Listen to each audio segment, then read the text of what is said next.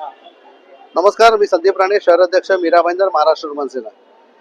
आज महाराष्ट्रभरामध्ये आणि सर्व ठिकाणी या ठिकाणी निवडणुकीचे वारे चालू आहेत।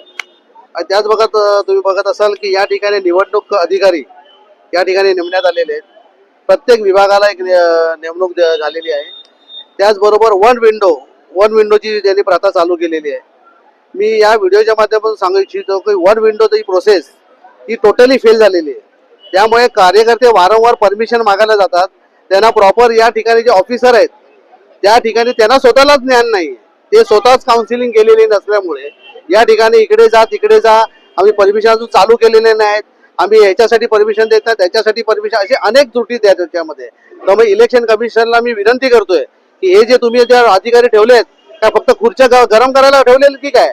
या ठिकाणी जर लोक परमिशन मागतात तुमच्याकडे, लोक आपल्या प्रचार करायच्या याच्यामध्ये आहेत मूडमध्ये, आणि तुम्ही एका बाजूला तुम्ही शोकांतिका आहे की या ठिकाणी परमिशन देत नाही। त्यामुळे तुम्हाला कळकळीची विनंती आहे की जर तुम्हाला जमत नसेल तर स्पष्ट सांगा, पण कार्यकर्त्याचा आणि उमेदवाराचा वेळ वाया जातोय, लक्षात घ्या। त्यामुळे या ठिकाणची सरकार असेल मोठे मोठे दावे करत असतील की आम्ही सोपं इलेक्शन करायला येतो आणि एकदम पारदर्शिका एकदम करतोय, हे कुठेतरी चुकीचं घडतंय।